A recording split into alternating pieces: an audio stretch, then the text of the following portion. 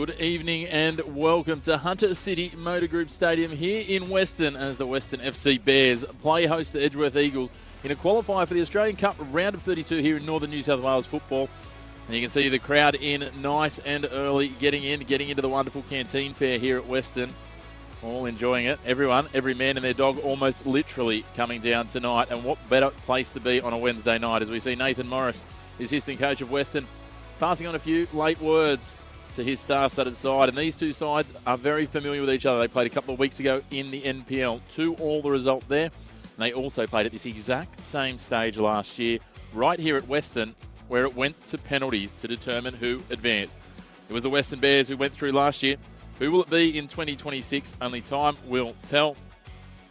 We're certainly looking forward to the action, and Chris McPherson bringing you all of it alongside me from Northern New South Wales football is Liam Bentley. And Liam, this is a absolutely mouth-watering clash that everyone in Northern New South Wales football has been anticipating since the previous games fell on the weekend. Yeah, look, it's huge and it's really exciting, to be honest, Chris. It's as big as it gets in terms of getting onto the national stage. It's two clubs with, Edgy with some long-term pedigree, Weston with some serious pedigree from last year and how well they acquitted themselves. And since we had the games last on the weekend, everyone's been looking at this as the most mouth-watering clash, I think, between two clubs to get in round of 32. And certainly from that point of view, Edgeworth a point to prove after falling short last year. They're a team you touched on just before that pedigree. They've been to the round of 32 a number of times. Weston getting through for their first time last year. So, as I said, Edgeworth a point to prove, a little bit of revenge as well. Weston, they're seeing themselves as a premiership threat. They're seeing themselves as now being part of the established contenders for things like the Australia Cup, also the premiership and the championship in the NPL. They'll want to make another statement too. So both sides are out there with a point to prove. Yeah, well, look, if you look at Weston last year, they went out to the eventual finalists that only got beaten by the Jets. So they're looking at themselves thinking, well, how many other teams could they have taken out on their way through? Because they acquitted themselves really well. Edgy, they want to be back on that top stage as well. So massive amount on the line for both teams tonight. Certainly, as we see the two teams come out. I might ask you, Liam, if you want to run through the starting 11 for the Edgeworth Eagles, and I'll do Weston after that. No problem. So starting for the Edgeworth Eagles, number 1, Ben Conway. Number 2, Kai Schumacher. Number 4, Xander Wowries. Number 5, Tyler Harrison. Number 6, Jared McKechnie. Number 7, Rhys McManus. Number 8, Matthew Jones. Number 9, Jaden Stewartson. Number 10, Aaron Ninkuru. Number 11, Flynn Goodman. Number 19, Ty Jackson. And that's the starting lineup for the Eagles. And for the home side, the Western Bears in goals, Jared Roebuck. Number 2 is Brock Beveridge. 3, Mana Iwasangi. 4, Dom Archibald. 6, Chris Hurley, their captain. Number 9, Chris Hatfield, who'll be up front for them. And then we have a look, and we've got young Max Weddick, who's come out of the Jets youth in 15. Luke McCormick, one of their new imports, in 16. Ryan Ensor in 17. Carson Wood in 18. And Nelson King in 19. We're talking about it off the air, Liam, and in terms of this clash, these two sides, as we said, they're right up there in terms of contenders for the NPL title, but they're deep. When you start to have a look at a couple of the names that are floating around on the benches for both sides, there's certainly plenty of talent ready to roll to inject themselves later, and it talks about how deep they run. Yeah, absolutely. They're two really strong squads. It's no surprise they're both at this stage of the Hahn Australia Cup, and no surprise that they're challenging at the top end of the league competition. So I think for me tonight, the big question is who's going to be the star, who's going to be the one that steps up. There's plenty on those team lists who you could see writing their name and a bit of history for the club. But who's it going to be? Well, that's exactly right. These games ask for someone to grab them by the scruff of the neck. Last year, there was actually a man who's now left Western, George Stevens, in goal, who was the talking point. He left mid-season, so he won't be there today. Jared Roebuck is in goals. He's been their keeper all season. And interestingly, Ben Conway was a little bit the villain in that penalty shootout. So do we get there again? Last time when they clashed in 2025 as well, it was Edgeworth that had all the running in the first half. Weston fought back and came off the canvas in the second. And then it was almost a war of attrition through extra time before we got those penalties. So many stories that came out of it. As I said, they couldn't be separated over 90 minutes a couple of weeks ago either, so this is going to be a tight one. Absolutely. Looking forward to it, Chris. Well, we are set for kick-off. The man standing over that ball is none other than Jaden Stewartson, the former Broadmeadow Magic striker who's made his way to Edgeworth this year. Maybe he will be the man to get things rolling. Well, he will be the man to get things rolling, quite literally, but maybe he'll be the man to look for up front for Edgeworth. Here we go. Underway here at Hunter City Motor Group Stadium, and Edgeworth with the early possession of the ball. Going from left to right of your screen here on the Northern New South Wales Football YouTube channel. Now working the ball is Reece McManus, another new arrival at the Eagles this year. They probe forward here, looking for Aaron Niankuru in behind. A man who's certainly no stranger, Liam, to this pitch in itself. He's scored a few absolute crackers at this pitch, so Edgy will be hoping they can repeat that. Here's a chance now inside the box. Parried down, McManus again. He'll get a second chance trying to push around the outside, across the face. The outstretched leg. And Jared Roebuck almost getting a little deflection on it. That's an early sign of intent, Chris, from Edgeworth. Straight up, straight into Niankuru, and putting real high pressure on the home side.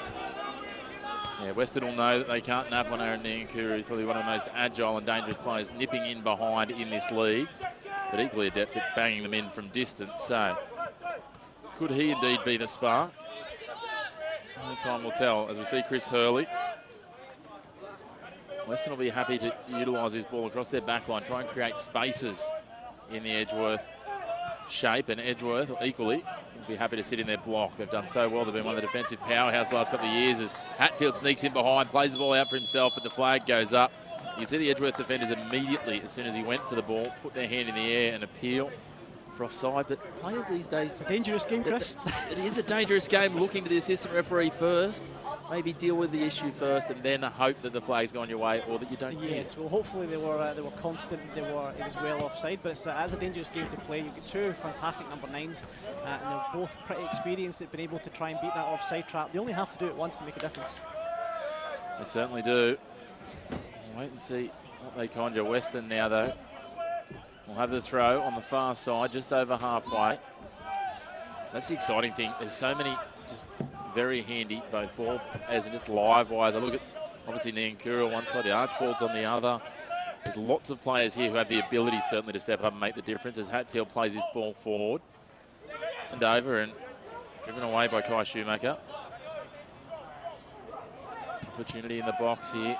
Weston can't take it any further, and tracking away now is Goodman. Goes over the sideline. It'll be a throw for the Bears.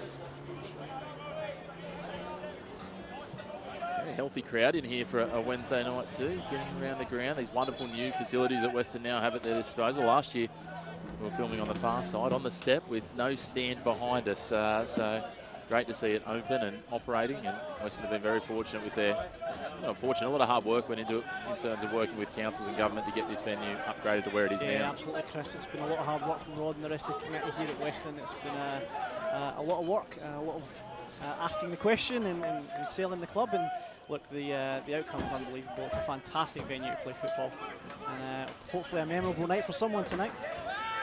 So I'm sure it will be. And probably fitting with the aspirations that Weston had that we talked about earlier. They've got a venue like this as they play through the last line, and it's just shepherded over the byline there by Goodman. Big goal kick for Ben Conway.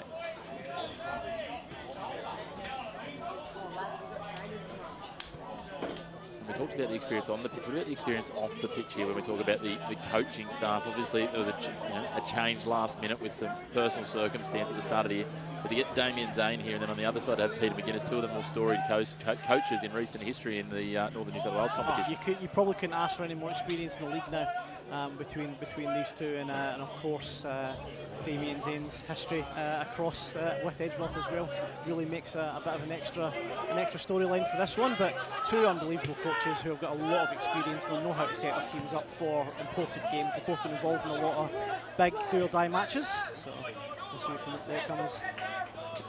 Funnily enough, Damien Zane was the man alongside me last year calling that game that went to penalty shootout. So I'm sure he'll be hoping for his nerves this year. It's not going that deep. As long as he wins, I'm sure he'll take it. I was going to say he'll take it if it's a win. That's exactly right. He'll play till midnight if it gets him a win. Here we go. It's been a good exchange early, and now pushing forward. Brock Beveridge, he can be quite a handful himself. He's off the ball looking for the 1-2. Push into the box almost. Chris Hatfield just needed a little redirect on that, and he couldn't quite get a touch.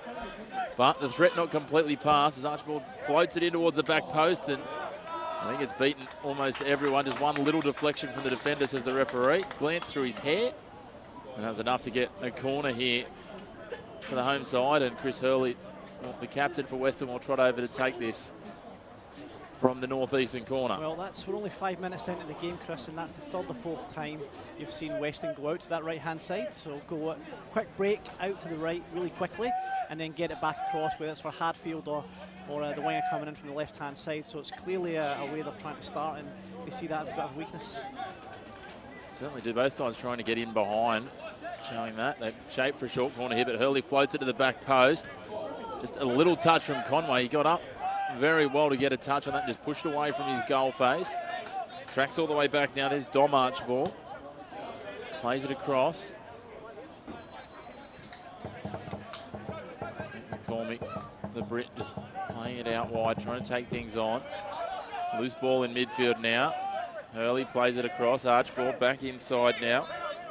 Nelson King. A handful of youngsters at Weston have started to bring through the ranks here. Quite a few of them when you have a look across the starting 11 and their bench. Real transitioning at the club, which is obviously key for their futures. That's a nice ball from Chris Hurley, headed back. Ben Conway parries it over the bar. It didn't look all that ominous, but Ben Conway had to backpedal quickly and just tip it over the bar last moment. It just seemed like Hadfield had an eternity to actually get up and play that header. You can see Morris putting it across, and there's absolutely no one near him there, Chris. He could have almost taken it down and had a shot at that point, but eventually the keeper puts it over the bar, but not without looking a little bit worried for a sec. Ben Conway just pointing out to the referee that Beveridge is getting a little bit too much in his personal space on that corner, and they take the short corner and then driven in, not on target though. It's really interesting in the defending the corners. Edgeworth they have literally all of their players inside their 18-yard box, so there was no one there to stop that second cross coming in after the short corner.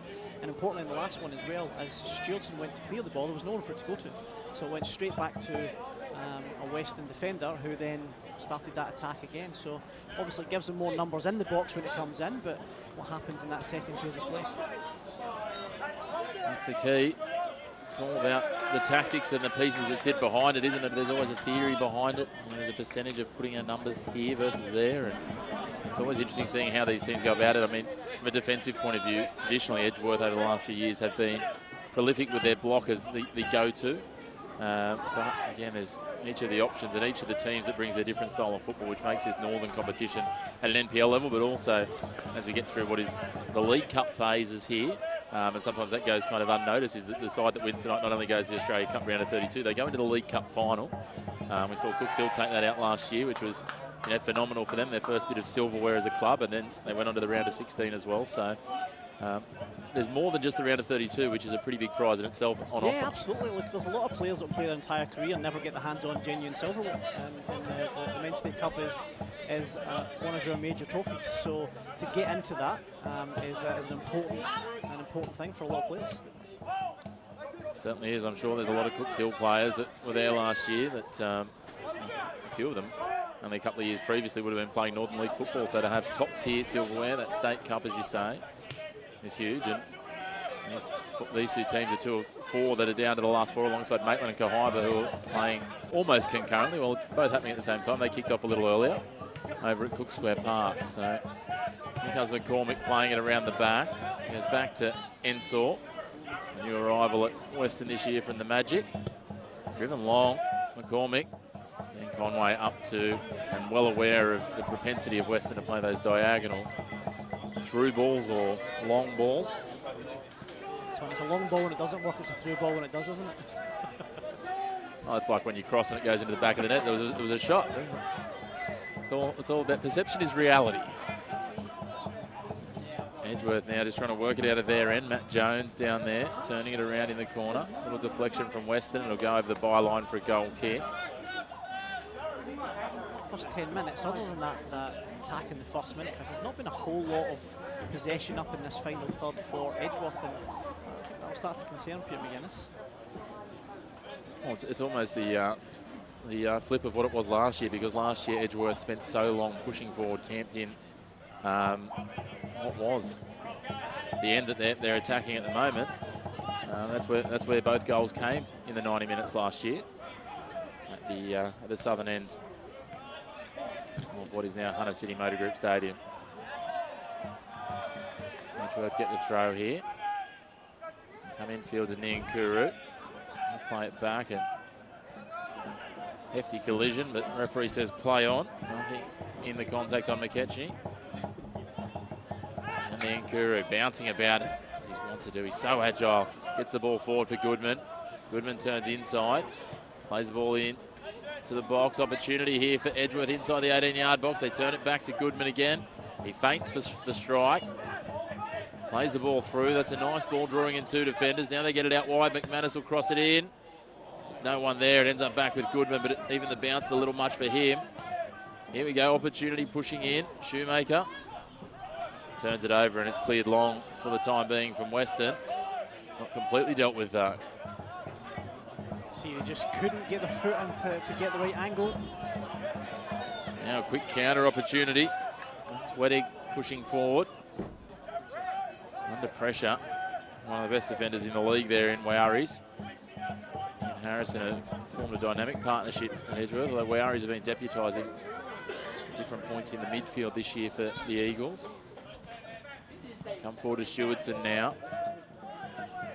Feels like both sides really pushed some early attacking raids, and now you can just feel the sense of the occasion, the caginess that comes with it as they settle into the rhythm of the game. Both teams are really pressing quite quickly, and I think that's just making both teams start to get a wee bit nervous about kind of pushing that ball forward too quickly or taking the shot too quickly. You've seen just the edge of the 18-yard box for Edgeworth there. As soon as anyone was shaping for a shot, there was a black and white shirt right in front of them, just to try and put them off, and it worked. It's what they were trying to do, and what they've been trying to do at the whole length of the park.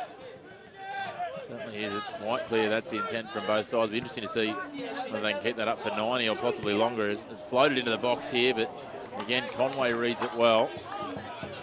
Always usually an excellent case in goalkeeper positioning, Ben Conway. So much experience between the sticks. There's the ball played through here for Stewardson, and he just miscues that, and it's parried down by Roebuck there. Interestingly, I think he was a bit worried about the ball skidding up off the turf. Didn't want to try and make a firm grab at it and have it slip through the mitts. Shows how quick they can transition as well. That ball straight through to Stewardson. He's so adept at that kind of run, just ghosting in between the two centre halves. And again, that bounces a slightly different way, and he's got a shot and goal. Here we go, chance coming through. Hurley, I don't know whether it was intentionally, blocks it as Nkuru pushes up, but Roebuck gets to it first. Zane barking instructions at his team here. Happy with them letting Nkuru run. With all due respect to Damien, it's very hard to not let Nkuru go past you. He's such a tricky customer. To not let him run. To not let him run legally. Yes, yeah, that's exactly right. As they now push forward, and Archibald plays it across. Beveridge, he'll go wide here to the right. It's good ball movement from Weston.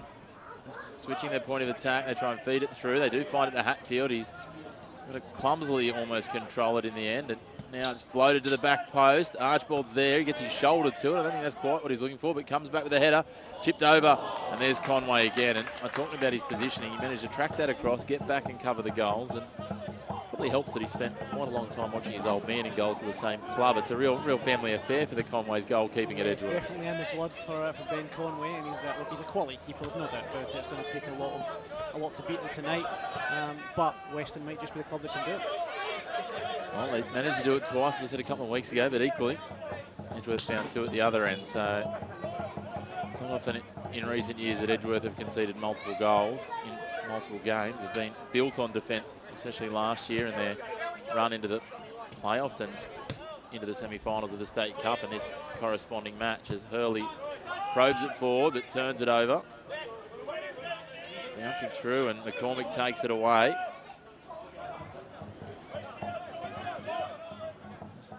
Two minds there, Weston, in terms of how they go forward. Ensor happy just to lay it off to his captain in Hurley. Hurley will push it through, giving the opportunity to McCormick, working it forward and down the right flank. Coming across halfway.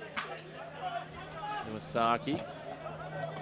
It was so crucial to their run to the preliminary final last year.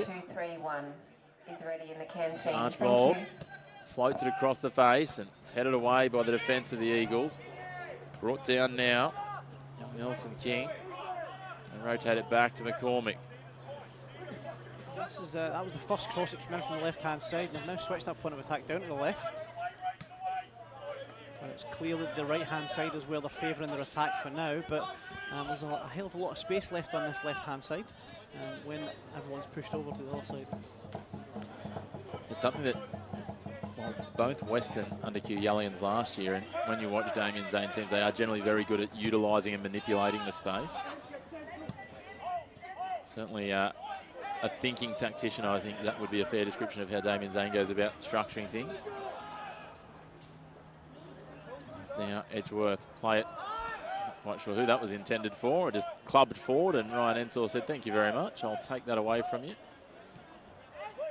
Now he ends up with it again, and they'll work it through midfield. McCormick's got plenty of space in the centre circle, and he's going to take it on. Plays it in for King. Beveridge now, little return for King. King really gets through plenty of metres and plenty of work, the youngster.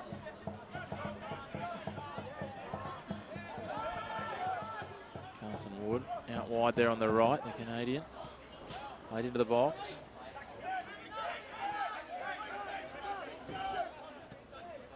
Certainly got high expectations of their imports. They got a couple of them out there, Weston, after what they got with Burke Farling last year. Yes, it's been hard to live up to Burke Farling's output last year. It was unbelievable. It was excellent, except for the last couple of moments of it. I was going to gloss over that one. Yes, yeah, but phenomenal. You know, footballer. I think many argued that, well, he was certainly the signing of the season last year. Going on to bigger and better things undoubtedly after a wonderful display, and it's great to see Northern New South Wales being that opportunity for players to come in here and then take their chance, and we've seen plenty of that both of imports and Australian players in recent years. Yeah, absolutely.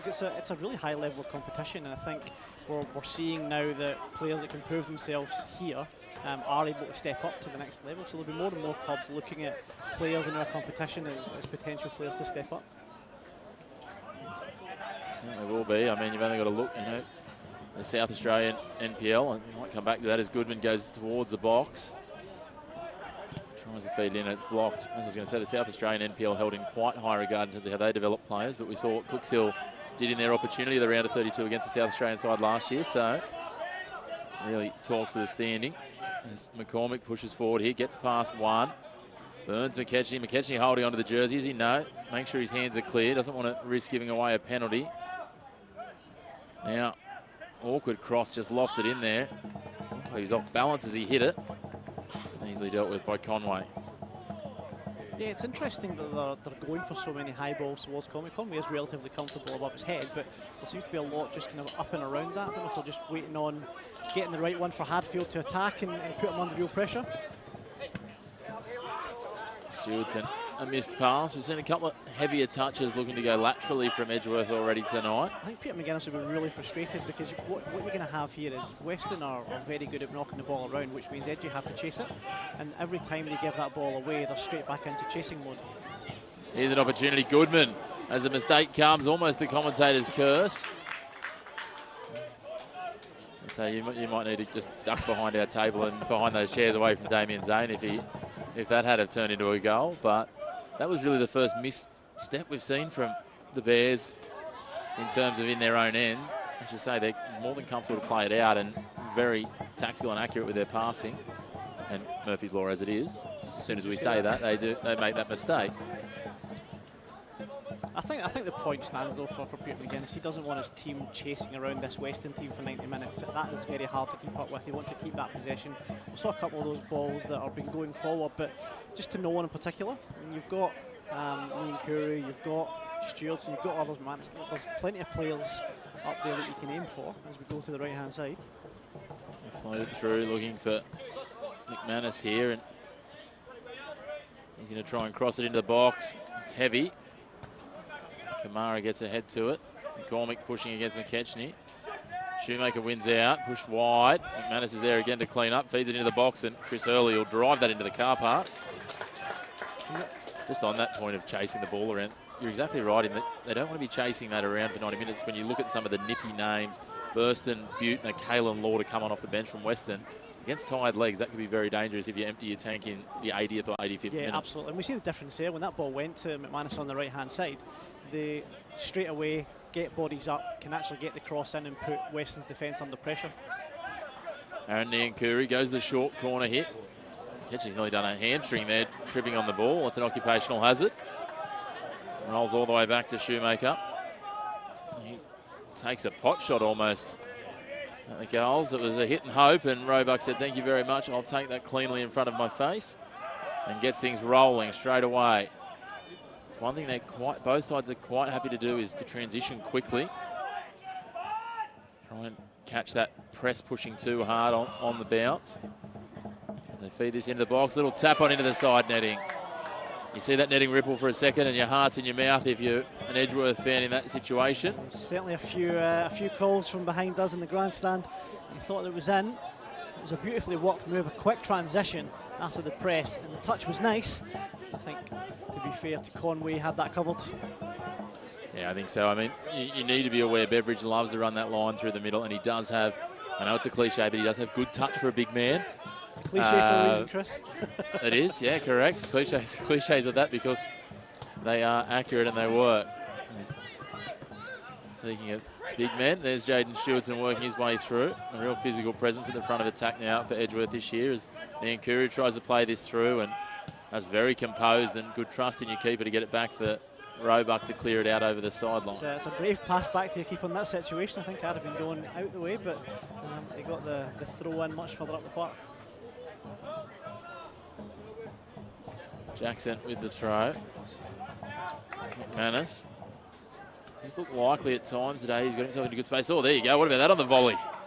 Just from distance from Shoemaker. He's taken a couple of pot shots already. Well, they seem to have an eternity for as we were talking about how fast the press was and how quickly they're putting them under pressure from Weston. He seemed to have an eternity. There's no one near him, and he's wasn't as far away as they first thought. To your point before, though, everything had been sucked over to this right side. It's such a big open pitch here. And, you know, it's something that Weston like about their home ground here, and Edgeworth play similarly in that they're used to big pitches, using space, dragging it across and then creating it on the other side as Hatfield is dealt with there by Xander Wowries. They're both very adept at using that space, as you said earlier, Chris, and you know, it's almost keep bringing everything over to one side and then it just takes one quick pass as long as you're attacking all sides alert and you've got a lot of space to utilise. Let's see what they can come up with here, Weston. Plenty of numbers congested. You almost throw a blanket over about 18 of the 22 players out there. Tight quarters. They find the ball now. Pushing out. Good little run there, but easily dealt with by Matt Jones, just blocking the shot from Nelson King. Jones, an undersized defender, but plays well above his size. He's been a real standout in the couple of times I've had the benefit of calling Edgeworth in their matches of the round so far this season. Yeah, he's been really good. And you're right, he plays like he's 6'4" and built, but he's just, his positioning has to be really smart for him to do that. We've seen such success of that in the Northern New South Wales competition over the years, though. You know, I think about Ryan McNaughton at Lambton, Ben Diamond at Broadmeadow. Yeah, these sorts of players that have a lot of them are converted to that role, and then they just take to it with such aplomb that it, I think some of them think they are 6'4", to be fair. I am looking at Ryan McNaughton when I talk about that. Ranger won't mind me saying that. He's a big man trapped in a smaller man's body, and he plays like it. I'll tell you what, though, even if I'm 6'1", 6'2", I'm still not fancying myself in the header against him. He's got an unbelievable leap on him. He's got some hops, hasn't he? I did say that to him one day. I said, Ranger, if you were a little bit taller, you'd be lost to soccer, because with your vertical leap sort of ability, you'd be playing basketball. As Chris Hurley curls this in from the corner to the back post. Conway, a collision, ball bouncing around, somehow sat up for him. He's appealing for something. I'm not quite sure what. Maybe a handball off the attacker that was just in front of him, but that's as fortunate as as much good fortune as it was good management. Well, I think unless there's a foul in there that we didn't see and he did, I think we're seeing there's a bit of a mistake from Conway there. We've talked about how good he is at the moment, but that certainly seemed to go through his hands a little bit. Just seemed to beat him a little bit in the flight, didn't it? And then, again, all's well that ends well. And to be fair, if I was him, I'd probably just be taking the result of having the ball in my hands after that. As Manus plays it into McKechnie. I think Beveridge is the man tasked with making the life difficult for Conway when it comes in. And again, only has to work a couple of times to put him under real pressure. And we've seen there that it can happen. They've got plenty of really good options on those set pieces. Obviously, you've got Beveridge, you've got the height of Hatfield as well, and even Archibald, who normally will float at that back post when it comes from that right corner, present good options. Then you've got Iwasaki coming up from behind as well, so plenty of tall timber Jaden Stewart's just happy to let that go over his head, but a man who won't give up on his Aaron Niankuru. You're taking your game in your hands there by letting it run through with Niankuru breathing down your neck. Find yourself in a little situation like the Matildas did last night when they had a little nap with a back pass, and I'll just stand here and shepherd a player off. Oh, there we go, it's in the back of the net. How'd that happen? Speaking of the ball going in behind, Archibald didn't get as much heat on that as he might have liked in Conway. Wasn't easy for him, but he made no mistake. Yeah, look at the chances created well. It's obviously just gone a little bit too far. I think the good pressure coming in there from McManus just stopped him from kind of turning back on his foot to get that more open shot. All in all, very comfortable for Conway. Well, he takes that one on in the contest with Stewartson. That's a nice little battle developing. Both of them will revel in that battle as well. Both of them will really enjoy a good physical battle. I was going to say, yeah, neither of them are one to shy away from some physicality. It's one thing I do love. We've got such a mix and a balance. We've got the silky players and perfect timing, Aaron Niankuru on the ball. And then we've got some of the just physical guys who use power and strength. Not to underestimate some of the skill of some of the big guys as well, but there's a real blend of all of this available to you when you tune into the Northern New South Wales NPL on any given weekend. I think as well you find that the best teams have that mix. You know, if you've got too many smaller players and they can win some games, too many big players, they can win other games. Having that real mixture, because there'll be some that will call for it's just going to be a brutal game, it's going to be a hard game, and you need that. Others, you need someone to just unpick a defence and just need that little bit of jink and flair to get through. So I find like both of these teams, as we said, they're up there for a reason. Yeah, exactly right. As Goodman, speaking of physical, just runs into the back of Beveridge, and it takes a bit to jostle Brock Beveridge, and that certainly did not as the ball's played forward here. Opportunity for Wetty. He's been quite a good addition to this squad since he's come in recently. Yeah, just adding those little bits of quality, just bringing up the standard a little bit, and Wetty's certainly done that. Ensor pushing forward, decides to go to the right to Iwasaki. It's one thing when you talk about experience, they've got plenty of that across this back line. When you look at Hurley, Ensor, Iwasaki. Really set the tone. Here is Hurley. And played centrally, and McCormick, he's lively. A little touch in there from McManus to push it across the line, and McCormick will take the throw, bring it back to Archibald. Back to Ensor. Archibald now work it through to Hurley. Hurley will look at what presents, takes some space, plays it forward, out in front for Beveridge. He's got a runner out wide in Wood. Floats it into the front post, but just a little too much on, and a little deflection taken in the end at the front post. Conway making sure it gets away, and we'll have another corner. I think Peter McGuinness will be unhappy with Hurley getting the ball in there with 10-15 yards in front of him just to pick a pass out. He's the type of player that will pick that ball out, that can set up the cross or set up the shot. So we want to make sure he closes that ball in that passing lane down really quickly to stop that happening going forward. Weston just seem to be spending such a significant extended period down in this half as well. That's never going to bode well against it when you've got a side as good as Weston, as that clears Iwasaki and all. Corner probably not executed as well as Damien Zane and Nathan Morris might have liked. So that's some nice work by Jaden Stewartson, and then, as I say that, he follows it up with a slightly errant pass. I think he'd done the hard yards trying to get it. He's run that out 20 yards and then won the second challenge at it as well.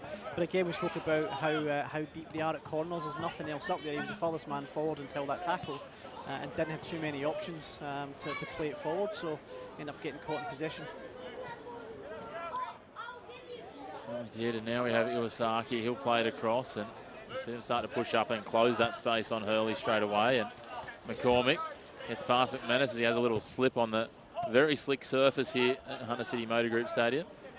Ball in for McCormick, and then someone might need to go out and run Reece McManus out some long studs. He's slipping and sliding like an ice skater. Can't have too many complaints about the surface either. The surface is beautiful, the night's beautiful, no excuses tonight. No, I think just that little bit of dew though, if he's got the short blades on, as most of the players tend to. Oh, fumble there from Conway, and you want to talk about heart and mouth. I think his heart might have been out of his mouth with that one as he saw McCormick racing. Was it McCormick racing towards him? No, it was Wetty. See on the replay here. Yeah, as the ball just floats in, and I thought it had bounced off the surface before he got it, which obviously can make it difficult as we talk about a wet surface, but it's just gone right through his hands there, Chris. It's just it's quite dewy. We are pitch side, and you can see the little bit of sheen on the grass above what you would normally see here. And I saw a few of the balls after the teams had warmed up. They were covered in little bits of grass that had come off the surface, as well as plenty of moisture. So you need to be on. I think that will suit both teams. They both like quick football when they want to attack, so that ball just slipping in on the surface as well, I think will really help both going forward, but it does quicken the pace of the game. Does. It also allows for very aggressive tackles like that, and as long as you time them well, you can slide through nicely on. As you said, it is a pristine grass here, and then a little bit of dew as well. I think even on a dry day, you'd be able to slide pretty well on this turf. Reece McManus will throw himself into that with gusto. All in contest here, and Hurley will track back, and Weston happy to push a lot of their numbers really high up, and they know that Edgeworth are going to settle into that block and just leave Stewartson forward, so they know they're going to forward if Hurley and the likes of King decide to push forward, and Chris Hurley is one who's want to push into that midfield when the opportunities arise and some space is offered. Yeah, absolutely, and again, you see the value now in having Stewartson forward. It's actually pushed everyone else a good 5-10 yards back. Ensor keeps that just inside the line. Nice ball to King. Back to Ensor, a bit of friendly fire there. King copped a little sniper the ball through. Then Kuru. King, play on, says the referee. Advantage for Weston from that challenge. Nelson King will be able to clip that up and say that's how you deal with Aaron Niankuru. He's probably a little bit better equipped, in terms of being a similar build and similar mobility than most players out there. Yeah, he's probably got that quick pace over the first 3 or 4 yards that perhaps some of the bigger defenders don't have. And that change of direction's often what Aaron Niankuru undoes people with, and he can change direction 3 or 4 times before you realise which way he's gone. And it'd be like trying to catch mist, I think, and cover some of this fog that's floating in tonight. Speaking of that, Chris Hatfield moving about like greased lightning as Hurley. Oh, Ben Conway's worn that in the face. Awkward bounce opportunity here. He's recovered well. Fairly confident on the replay. We'll see that's bounced up, and as they call it in rugby league circles, that will be a falcon. Yeah, well, look, it's one of those shots, again, if you're hitting it from outside, getting the pace up and actually getting it off the ground, getting to hit off the ground makes it really awkward for the goalkeeper. As Hulley's done that, and it's bounced right in front, and yep, falcon right on the scone. I reckon have a bit of water in the eyes, Ben Conway. That would not have tickled on a cold night.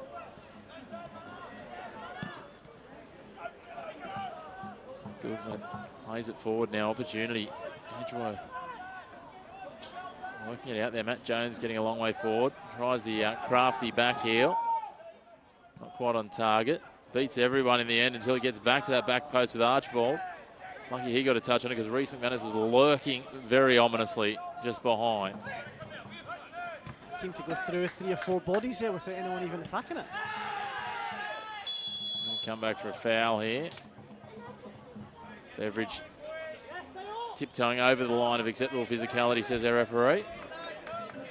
To be honest, he's let a lot go, and I think both teams have actually been happy with that, to be honest. It's not been a spiteful game yet. It's a long time ago, Chris, but it's been a pretty fair game. That certainly has, and we talk about that regularly. The referees in Northern New South Wales, I feel like they've taken another step. They were excellent last year, but this year just really getting that balance right of stepping in when they need to when things are starting to get out of hand or, it's over the top. But otherwise, just allowing the guys to play, and we're getting a really good balance this year. So that is a big credit because it's not an easy job. As Jones is driving this in, he's lost his footing. Doesn't threaten the goal of Roebuck. Fully agree on the referees there, Chris. It's a tricky job, but I think we've really taken that step up. And it's trying to find that balance between providing entertaining football and not blowing the whistle every couple of minutes. But everyone wants consistency until it's consistently against them, and then they don't want consistency anymore. So it's a tricky job. It's a good balance. Just consistently, just in favour of your team, right? That's not so much task, is it? You almost need 2 referees out there, one in each. Oh, hang on, no, they're coaches that are in each colour, right? Yeah, never mind. Here's Edgeworth into the box again. Not quite sure that's how Flynn Goodman was intending to pass that ball, and Hurley sends it out. Carson Woods tiptoed along to keep that inside play, and Wedding, I'm not sure that's exactly what he's intending to do, but he's done well to get it down to the path of Beveridge here. Beveridge will take a shot. Again, just not enough sauce on that to really challenge Ben Conway, who also slides over. Yeah, it's quite weird. They've honestly not underestimated the slippiness of the surface here, but it's. Do they still make long studs? I think so. I'm not sure too many people buy them. Doesn't look like it out there. So, in my young days, you'd be playing, you'd have the ones for the slippery and the wet pitches, and the ones the blades for the dry days. There we go. There's a foul. Had to step in there. Cormick a little heavy on the touch. I shouldn't say anything about referees, Chris. Now there's going to be fouls. I am very well understanding that I do not have that sort of power to influence the game. And I will stand by that no matter what sort of commentator's curses I blight on any sport. All care, no responsibility. The ball goes all the way back now to Tyler Harrison and work it through. It's been interesting because of the way that Weston have gone about it. I think that's the first time I've called Tyler Harrison's name, and we're 36 minutes in. He's normally so integral to Edgeworth and the way they utilise the ball and the way they go on the attack. And now that I've said that, he's touched it 3 times in 15 seconds. Again. Well, it's the first relatively sustained bit of possession that Edgeworth have had. Goodman into the box. Stewardson can't quite control it. King's there again. It certainly is, and it's set them up for a good attacking raid there. It was, I think every other time they've just immediately, once they've got the ball on the edge, they've just gone forward as quickly as they can and try to get it down to the likes of McManus and Goodman.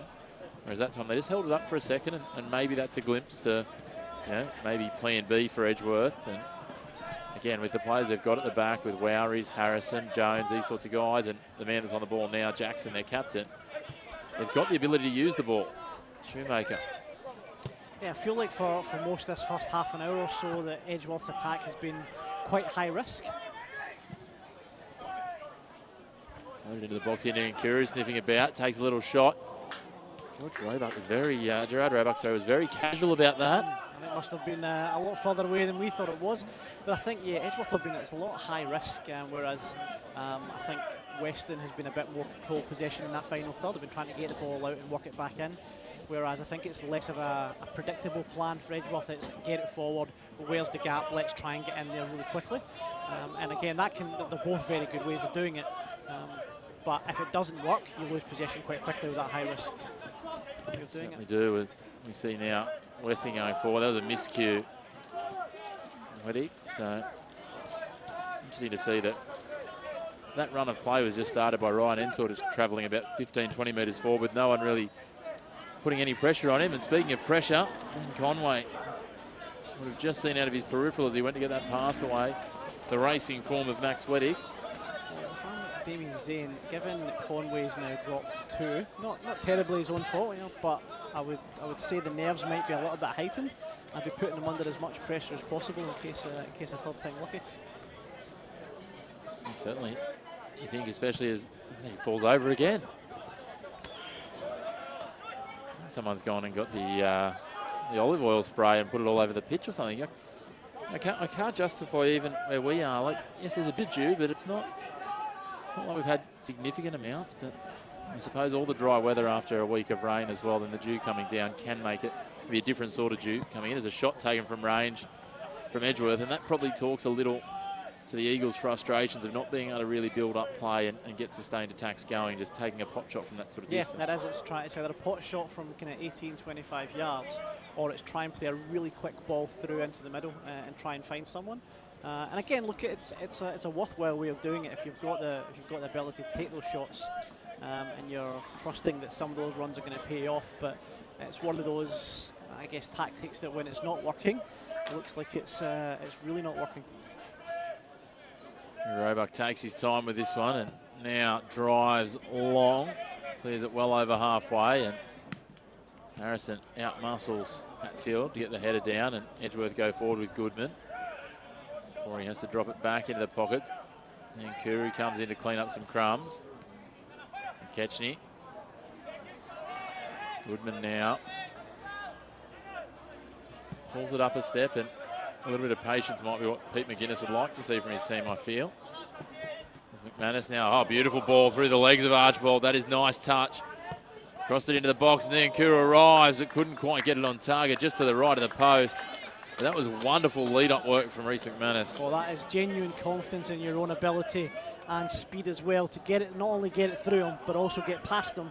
And again, get a good final ball as well. So often you see those little bits of skill and the final ball doesn't quite work out, but that was a good bit of possession there and good work from McManus. I dare say Dom Archibald will be hoping that highlight doesn't make the highlight reel later on, because it was a simple one, but it's so easily stranded. Once you get those feet apart like that, the ball goes through. It's kind of a split second of processing, and as Rhys McManus did, he was gone. And he plays it infield this time. Archibald kept his feet together that time. He wasn't going to fool me once. Shame on him, but yeah, it wasn't going to be fooled twice. I'm sure the boys won't let him forget that one. It's always good, you know, the post-season bloopers reel, if you've got someone that likes going and cutting those up for the club. I know there's a few teams that have some, let's just say, characters that like to do those sorts of things. I'm sure that's not the word that their teammates use to describe them at the end of season celebration when they roll it out, but that's okay. Can't say those words on a live YouTube broadcast. No, probably not. No. We'll stick to the PG. It's now Edgeworth, just a little more patient. So McManus is in here in about 25 yards of space, was calling for the ball, but decided to go left where there's much higher numbers. McManus a little frustrated that the ball wasn't coming across to him. He was bemoaning it. I'm not sure who he was bemoaning it to, whether it was the bench, whether it was Harrison, or just out loud to himself. He's got plenty of space though, and we talked about this. This concentrated possession on one side. The size of this pitch, it's just impossible to pick it up and cover the whole width, as they try to let him free, but this time Archibald comes up trumps. And they played across to Ensor. Early's there, but he goes forward to Archibald. Now King. Live wire. Early. Feeding it through McCormick. That looked pretty. I'm not quite sure whether he'll get what he wanted. Nearly gets us a football instead. It's cleared down and they'll get a throw. It was quite the acrobatic pirouette. It's exactly what I was going for, the pirouette. It was Luke very McCormick, artistic. bit of ballet in his background maybe. It's becoming more and more of a thing, I'm told, Liam. Is it, some of these players looking to get the extra little bits of flexibility and movement, doing dance, yoga, Pilates, all these extra bits that, let's just say, may have been frowned upon in an earlier generation. But any edge you can get, I think. It's all about the one percenters at this level. Even we're talking about the one percenters at the highest level of football. At this level as well, it makes such a difference. Here's Aaron Niankuru with a touch of space. He'll cut inside against Hurley. Takes a strike. Chris Hurley did well to react, get the left boot in front and just deflect it over the byline. It'll be a corner. I'm sure he must have done that so many times in training against Hurley, and he knows that if you let him get a clean strike, it's probably going to end up in the top corner somewhere. So he's done well to just get that deflection on. Exactly right. There's that man that took the strike. He'll come across and take the corner. Down in front of a bunch of his teammates. And the substitutes down there warming up for Edgeworth. The runner come forward for the short corner. Niankuru waves him away. Gets it in looking for Stewardson. The player on the ground at the back post with his hands in the air trying to get the referee's attention, but if there was anything untoward, the referee certainly didn't see it. He had eyes for the football. The three officials, unlikely that much would have been missed, and we play on. Now they look for the ball in behind here for Weddick pushing forward. He's certainly got some toe, and Conway clears it back. Everyone goes up, throws themselves at it, and can't get hold of it. There is a foul, and slow to his feet after the tangle is Nelson King.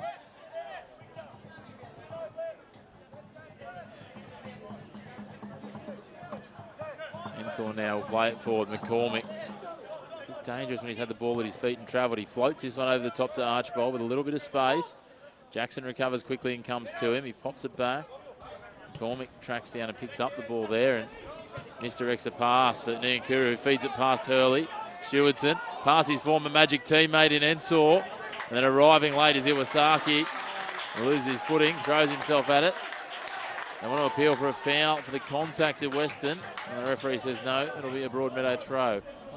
Nice little subplot there, the two Magic players coming head to head in Stewardson and Ensor. That was really good centre forward play from Stewardson there. He's got past his man. Numbers eventually just went out in the end. It was 3-on-1. He didn't really have the support there, but more of that from Jaden Stewardson. I imagine Peter McGuinness will be asking for at half time. Certainly think so. Reece McManus winding up from the back fence for the long throw. Into the box, looking for that man Shewardson again. Shewardson gets a touch, Hurley gets a touch. Referees, certainly from our vantage point, absolutely got that spot on. Absolutely, and it's nice to see the long throws have gone from the top of the game in Premier League and international football all the way here. It's become such a massive part of football, and McManus has got a hell of a weapon there when you've got someone like Stewardson in the middle. Accurate.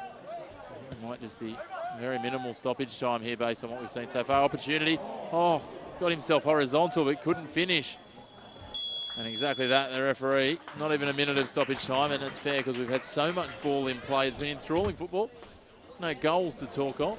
It's been a very exciting first half, Liam, and it's fair to say that Weston have probably had the better of territory and possession, but Edgeworth, as we saw right there at the end, not without their own chances. Well, I think look, both teams are going to the sheds. I don't think either coach will be unhappy.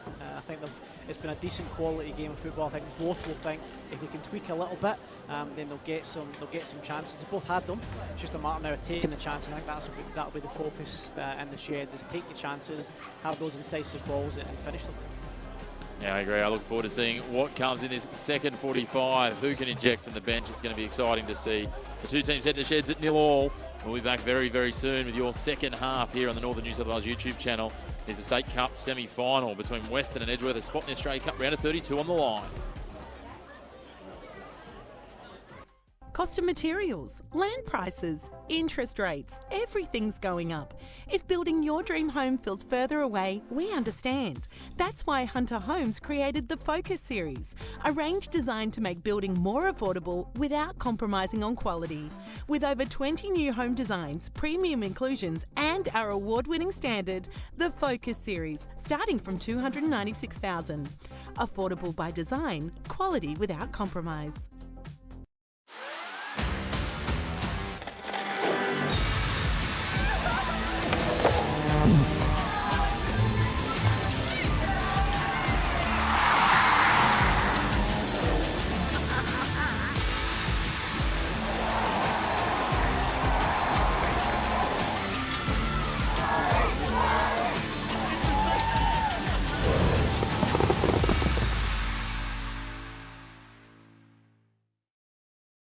Oh, you're so squishy. I love you. It's a big responsibility. Yes, you are big. Your heart and your head don't always agree. Ah, like Hayes, good deal.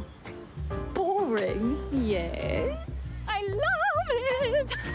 Let's make an offer. Oh, let's think this through. But there's one thing they can agree on. With local expertise, great rates, plus a highly rated app, Newcastle Permanent is good for your head and good for your heart.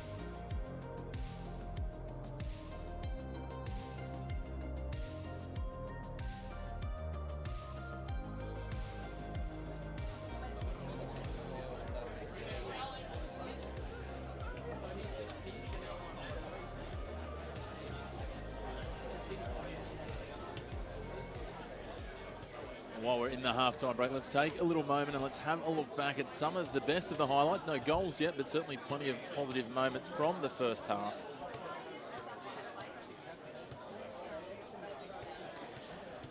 Again, there wasn't too many clear-cut chances. This was the time when Hadfield just seemed to have a whole lot more time, and Conway, I think, slightly misjudged that. But again, we spoke late in the half about Hurley having time to pick out those passes, and that's a danger he can do when he plays those passes through. Hadfield had a little bit more time there. Again, that really high ball in towards Conway, and the second ball. Second, I guess, kind of slightly looping upwards header, so they haven't really been able to get their head down on it and keep it down. We saw a lot out on the right hand side. This one from Beveridge just going wide. I think that was pretty well covered by Conway, but there was a lot of that attack in that first 15-20 minutes on that right hand side, and it balanced out a little bit more in the second part of the half, as we see here as he goes down the left. And again, McManus just put them under enough pressure there to not be able to wrap his foot right around it. But the run was good, the pass was clever, but just not enough time and space to do that. Again, back out on the right hand side. The ball's kind of put in towards Conway, and again, first of his, I think he had 2 or 3 of these, Chris, where he just couldn't quite keep a hold of the ball.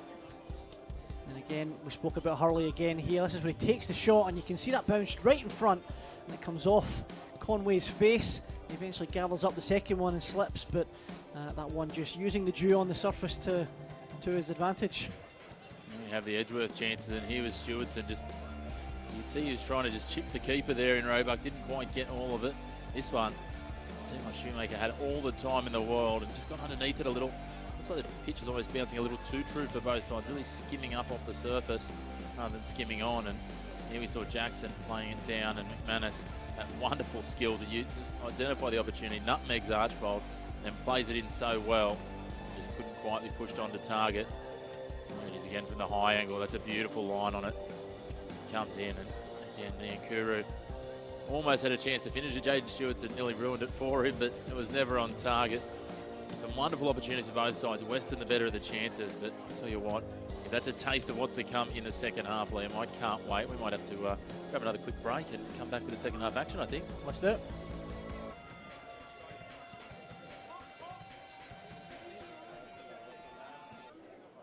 Cost of materials, land prices, interest rates, everything's going up.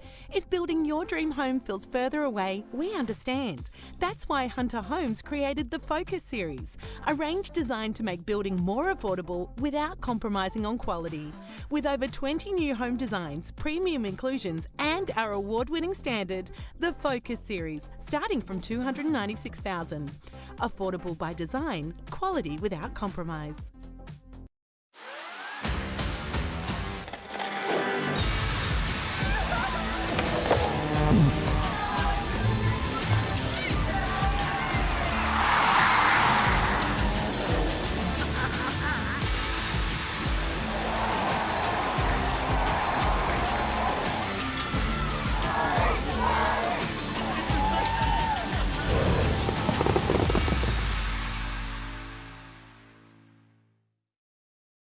Oh, you're so squishy. I love you. It's a big responsibility. Yes, you are big. Your heart and your head don't always agree. Ah, like Hayes, good deal. Boring, yes. I love it! Let's make an offer. Oh, let's think this through. But there's one thing they can agree on. With local expertise, great rates, plus a highly rated app, Newcastle Permanent is good for your head and good for your heart.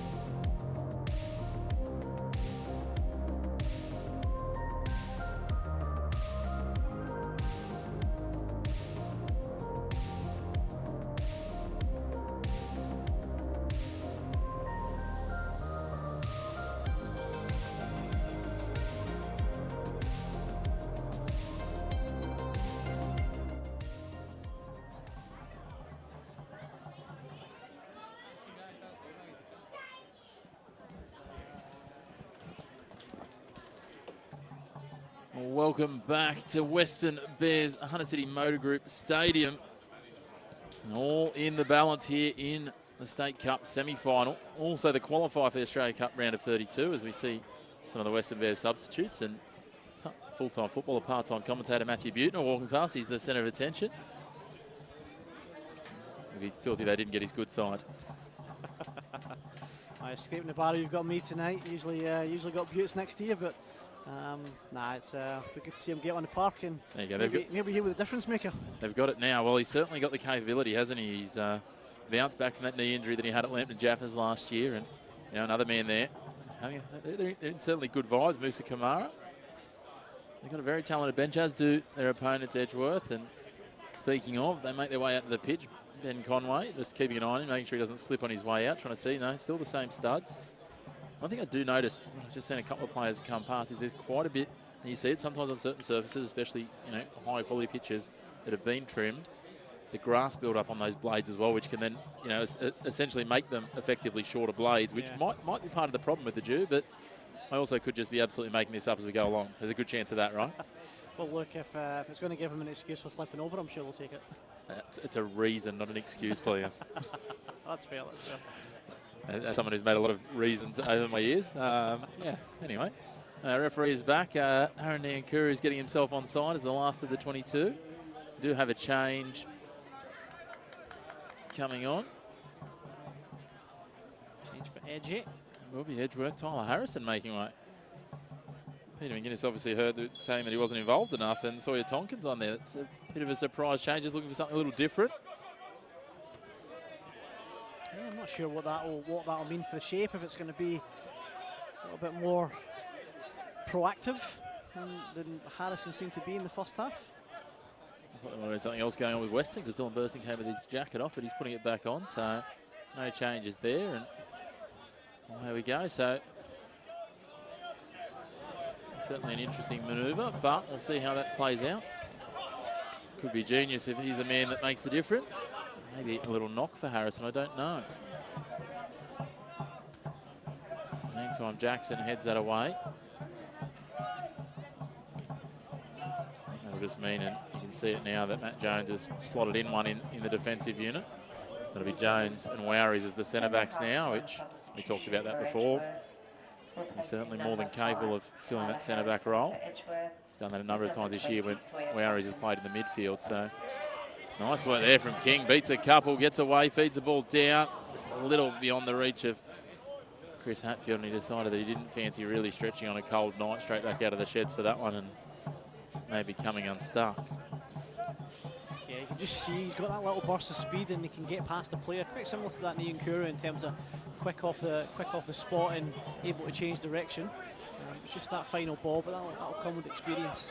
Misaki brings it down. Tonkin coming for it. Wood just controls it past him with the head. Plays the ball out in front. Good vision.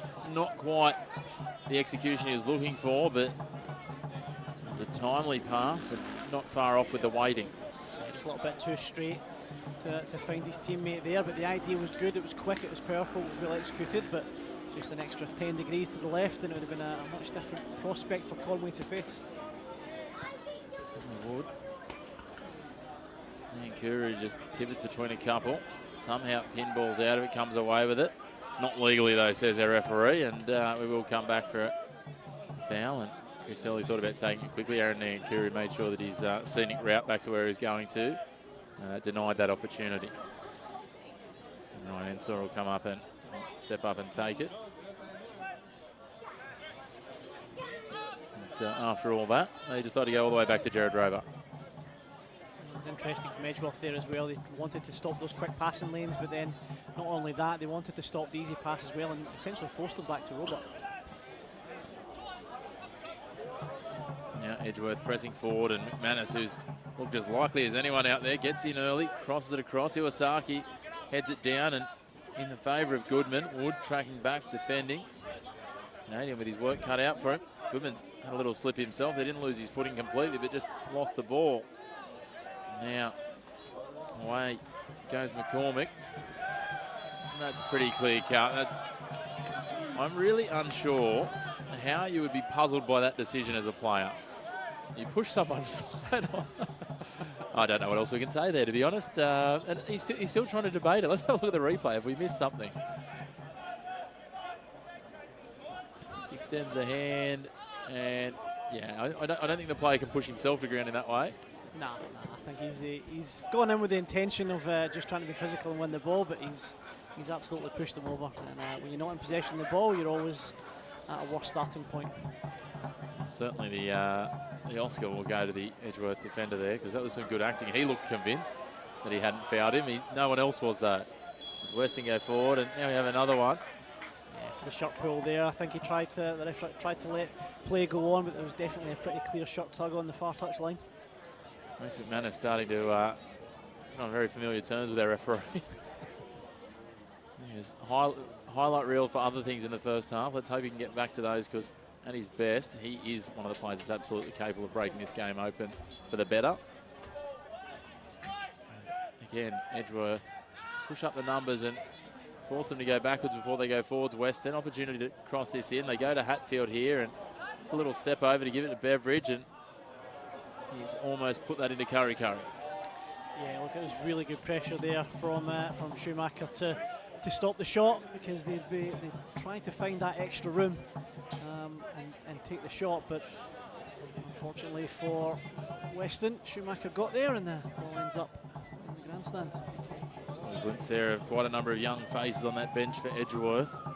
And you talk about obviously game breakers, certainly with pace and ability to come in and throw themselves into the game, and it's certainly something I notice more and more with more young players coming into this competition is none of them come in doubting themselves. They are full of confidence, they back themselves, and I love seeing it.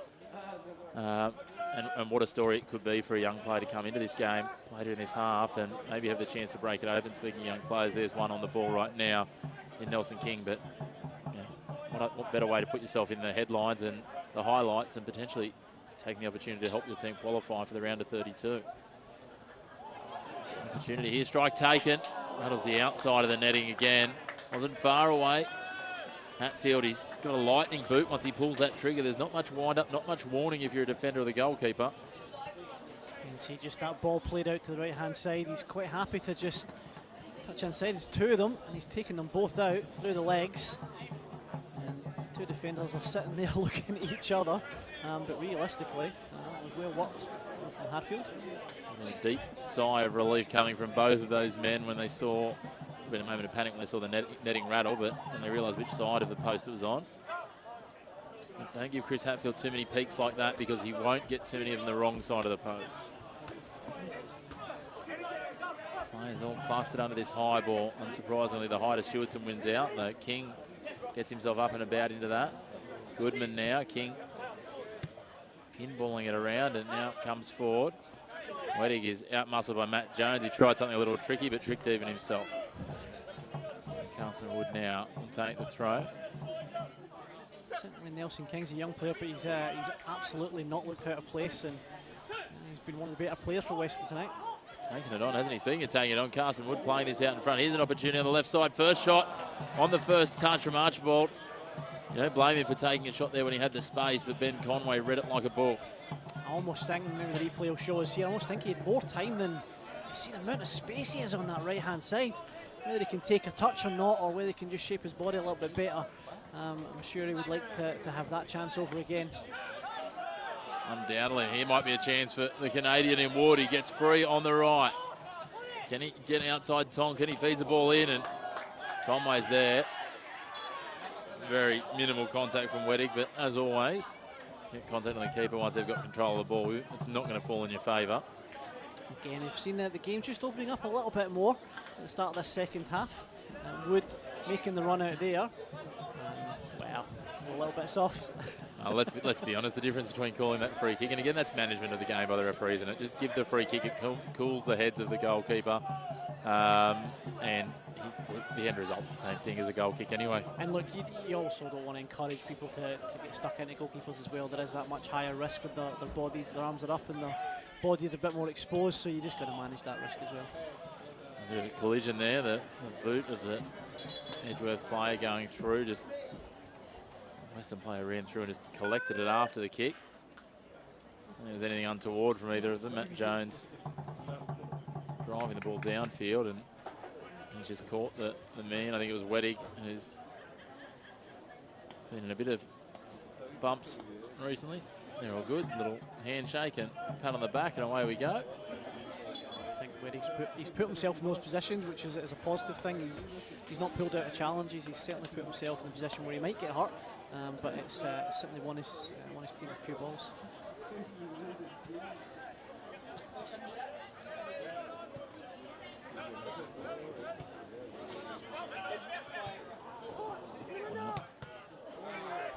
Weston just trying to work it out. Then Kuru plays it forward. Stewartson picked off nicely by Archibald. Read the pass and intervene. And now they go forward quickly. Early return at numbers pushing forward for Weston.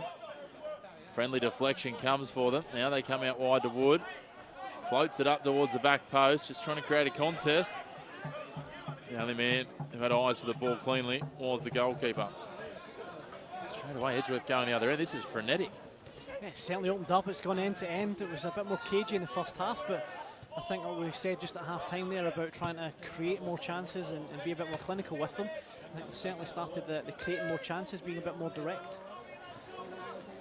I'm not sure what's getting through more distance at the moment. The ball end to end, or there's a dog behind us watching this game intently, and he's running up and down to get closer to where the ball is. I've never seen it before. It's wonderful. We saw him on the intro package. He got a little moment of fame, and he is obviously an astute football fan. Those little train spotting moments at the football, and it's always cool. You see them just having a sleep in the sun or curled up in the cold, but he is intently moving around to get the best position at any given point. Maoris plays his forward, finds Nkuru in space. Rather than take it on, he gets the early ball to Goodman. Goodman versus Ensor. Goodman curling it towards the top corner, just a little too heavy, a little too much loft as well. But a dangerous opportunity for Edgeworth. And unsurprisingly, Damien Zane is on his feet with some constructive criticism for his team. Yeah, well, you don't want to give Goodman that much room too often. He's a four-legged friend, very intently watching. Look at that commitment, just getting around it. Loving the football. 10 out of 10 for passion. Now, Weston pushing forward. Nice touch from McCall. He takes a strike. Conway gets two hands to it. Does well to parry it, but the threat not gone. Wood. Now back to McCormick. The Englishman looking dangerous. Tries to poke it around. It comes back to Wood again. Will he cross it in? No, he pulls up a step. Weston turning the screws here. Back to McCormick again. Chips it up, and that will be like shelling peas for Ben Conway. Well, they just seem to get through that really important kind of 10, 15 yards on the edge of the area without too much pressure or much of a tackle to get that shot away. And I think Peter McGuinness would be furious that he's managed to get through there and have that shot. Certainly will. Edgeworth straight away, trying to push it down the other end though and take it away from their goal, I think almost as much as put it towards the other one. There wasn't any real attacking threat about it. It was just about moving it down in terms of territory. Now it's pushed forward. Now Carson Wood cutting back inside. Opportunity here for Hatfield. Bodies everywhere. Comes off the outside of the boot from Beveridge. Conway, a little fumble. Does end up with it though. Nervy times. Weston are just upping the tempo and the pressure. Yeah, look, Carson Wood's become really important in this first part of the second half. They're looking to find them as soon as they can. And you can see the ball through there. First shot was good. The second shot as well, outside of the boot. Just pure reflex in that one. But Ben Conway did enough to gather it. We'll save the first one and gather the second one. It's interesting to see Weston, just the waves of players pushing forward and getting up and presenting when there is an opportunity like that. Yet they're still managing to track back. It's something that Edgeworth have always prided themselves on in recent years as well. But Weston are out Edgeworthing at Edgeworth's own game a little bit at the moment. Getting those numbers forward, you'll see the likes of Hurley and King pushing forward and just creates more options if there is a loose ball. And there's been a few of them now in the box, and Edgeworth have dodged them and been unscathed to this point. But statistics and probability suggest that the more often that happens, the closer they're getting to conceding. You see the Edgeworth bench players making their way back from the warm-up there. Importantly, I've got an important update for you, Chris. The dog's name is Scout. So there you go. It's Scout is the dog who's a passionate Weston supporter. There you go. Well, we look forward to seeing plenty more of Scout at Weston throughout the year as they he's absolute top fan, and the commitment of Scout. I don't know if it's an intentional colouring job, but he's even in Western colours, isn't he? So he's running around behind me. It's actually a little bit distracting because he keeps coming up to the fence right behind us, and I'm very much a dog person, Liam, so I'm going to try and stay focused, eyes forward here on this game, because I'll tell you what, it's going to take something big, including a very cute-looking Scout to get me looking away. Wonderful to see that. It's a cool little story here. The ball's pushed back now. Iwasaki across to Ensor. Early. You can hear, I'm not sure you can hear through our microphones, Damien Zane really making the point to not run towards their own teammates, but to run away and create that angle. They're looking for that little bit of space and really try and open up that Edgeworth defence. Here's the ball looking for Wood, just speaking of angles, a little too angled. Take on the space, but as you say, over the last 5 or 10 minutes, Carson Woods all of a sudden looked like the most dangerous man on the pitch, and here he is again. Oh, beautiful touch, and what about that? That is vision for Beveridge. Now Hatfield, he'll hit the accelerator, try and go into the gap between the two. Sees no opening, so plays it out wide, and now it's fed back in. Hatfield in the 18-yard box, takes a strike just over the crossbar. Weston are absolutely peppering the Edgeworth defence and goals at the moment. Yeah, I think you can see as well, so we'll see a sub here for Edgy. Jaden Stewartson coming off and being replaced by Joseph Smith. And a substitution for Edgeworth. Smith's been a fairly consistent rotation for them this year, around that sort of 60 to 65 minute mark, just bringing in the fresh legs of Smith up front. Can be physical, but doesn't play in exactly the same mould as Stewartson. What you'll quite often see, as we will here, is that they'll actually rotate and put McManus up front, get Smith out there, and McManus will provide a different target. We've seen the touch that he's got, so straight away try and go there, but Iwasaki steps in. King, pass deflected, and now that goes to McManus, and he gets a little touch. Ensor, though, read that like a book and dealt with it well. Iwasaki for King now. Ensor again, and Kuru's pushing up on him. Weddick being held, I would have thought, maybe not. King plays it out wide now to Wood with a couple of steps of space. He's quick off the mark. Sorry, Tonkin, though, just composed, calm, didn't rush, and forces the ball over the byline for a corner. That's good defending, but I think they're clearly looking for Wood now. You know when someone's on a real hot patch, give him the ball, and it looks like he's going to make something happen. Certainly does, as Hurley brings this in, almost headed down. Just a contest. Goodman back over the head aerially. Now back for McCormick. And they go now Hatfield, dispossessed.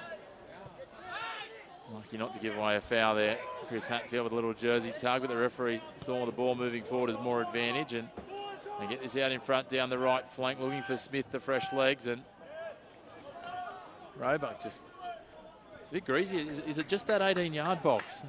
Maybe it is, because it seems to be, it seems to happen to both goalkeepers down there. He just lost a bit of cohesion of his strike almost. It was unusual.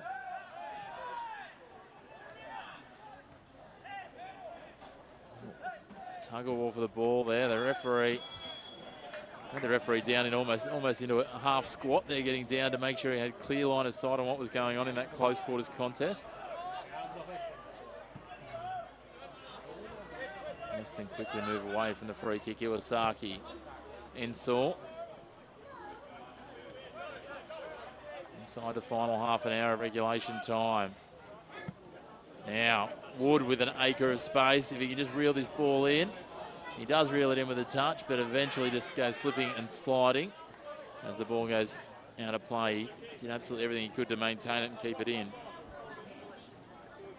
Again, I'm just looking for him now, and he's really good at creating that space, and he's got the pace and the touch as well. So once he gets there, as long as he doesn't slip over, it's pretty dangerous. Certainly is, as Beveridge now turns it over. Tonkin plays it down the line. Nice curl on the ball. McManus does well. No, he doesn't, says the referee. He's looking a bit confused, but I think it looked out to me. It was a close one. The assistant referee's in perfect position. There's a little bit of friendly fire between. Is it in friendly fire? Is this King getting clipped on the way through? I don't think there was much intention. McManus was heading in the opposite direction. I think we can safely say what these two sides are fighting for is a spot in the Australia Cup round of 32 alongside Maitland, because that game is 87 and a bit minutes gone. 3-0 to Maitland at Cook Square Park. Kahaiba down to 10 men. So that would be an all-time comeback if it's not that finish. Yeah, so could actually be 4-0, I've just been told by our producer. So the latest update there. Shot taken on the volley there by King. Was optimistic. You've got to be in it to win it, I suppose.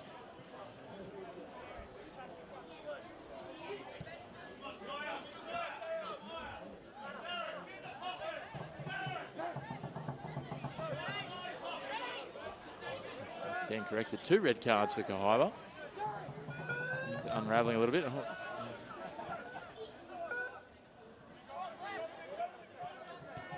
A tough night for them, and potentially a tougher weekend ahead. Down a couple of key players with a side that's already got a couple of cogs missing.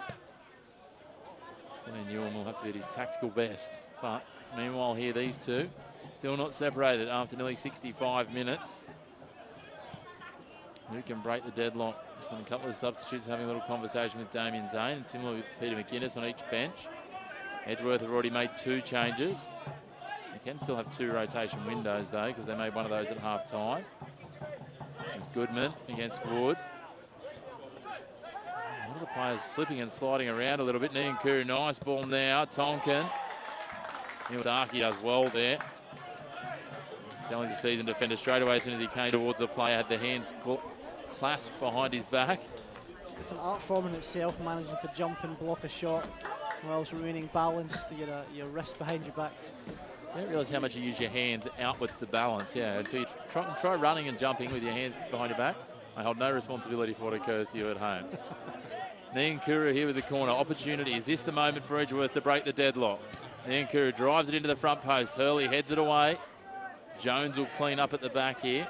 Still a threat. Jones drives it in, and again, a shortcut head of Hurley. King. Yeah, certainly not shortcut, pushing it forward. Jones is back there. I think King might have worn that. I think he's just under the chin. I think Peter McGuinness will be pretty unhappy about delivery in the last few. A couple of the corners from Niankuru not up to his usual standard. Even the one in from Jones there, hitting the first man. You see Matt Butner getting ready to come on. Nathan Morris making his way down towards the 4th official. Would suggest that we're not far away from seeing an injection of some fresh legs. Just looks like Butner at this point. The interesting thing is he can play in so many positions. It's not going to be obvious until we see that board go up, Liam, as to where Damien Zane's going to inject Butner. On the scorer sheet early in this season in one of his first games for Weston this year. He's no stranger to goal, but can also add some attack and punch around the edges. As Sawyer Tonkin in, pushed it across the face. And just prodded clear by Chris Hurley. Not completely dealt with though. Joey Smith will loft it in again. That one, when you talk about delivery, that'll be another one of the ones that'll be in Pete McGuinness's notebook. Yeah, I think as well, even Niankuru there could have gambled a little bit as that ball goes across. He seems to be standing a bit further back. There's a sub. Jonathan Wood. Very much a like for like, I guess, positionally. Butner's preferred position at fullback. Would have been outstanding though, so interesting. See what Zane's going for here. Butner's got a bit to live up to. Carson Wood has been probably the most important player going forward in the second half. Certainly has. A lot of sprinted efforts though, so I don't know if it's he wasn't up for the full 90 and then you add in all those efforts. And a substitution for Weston, replacing number 18 Carson Wood, is number 12 Matthew Butner. Meantime, there's one of the substitutes for Edgeworth on the ball now, Joey Smith. Tracks it back in, and Ketchney did well to turn a loose pass into looking okay. Now he plays forward. Tonkin wanted the ball and then pulled out of the run and got the ball in the end. Butner gets his first touch. Probably not how he thought he was going to get his first touch with his hands, but a throw in nonetheless. Tonkin giving some attention straight away. It's just strong defending from Tonkin there, nothing in that. Certainly not. Opportunity here, McManus trying to get through. Hurley will come away. They brought down by McKechnie. Now, Nankuru gets around King. And they play it wide. Smith will wind up and take a strike wide to the left. Roebuck might have been a step late to react there, but he was very watchful in the end across the face. Yeah, interesting when the shot was about to be taken, there actually wasn't much in front of him for him to aim for. I think the shot was really the only huge option. You can see there the two, Manis I think on the left hand side, I'm not sure it was on the right hand side there, but not really making a forward run, more just waiting for the shot to happen. Confirmation from Cook Square Park. Full time there, 4-0 as Nankuru's shot is deflected and Goodman brings it down. Heavy challenge there, and Reece McManus, he's already found moderate ire from the referee a couple of times, so he'll have to be on his best behaviour here. And I don't think there's any intent to hurt him there. I think he's going to try and stop the ball coming out, but that's... To be fair, I think McManus here is coming through at a rate of not thinking he might be able to get a deflection and just force something. Yeah, I think he's caught him a little bit high there. I can understand the frustration from the defender, but no intent in it. He's just trying to block the ball, but it doesn't make it hurt any less, Chris. Does not, no. Cold night in the middle of June. Things start to really sting with little bits of contact even more. It's a handball from the referee. So, I'm not sure what Archibald was doing there. The referee was trying to drop the ball and he was trying to grab it off him. And I think that would have been handball by technicality, but anyway. It was a little odd. Anyway, we get back. The anomalies you see in a football game. Might have to ask Scout his thoughts on that.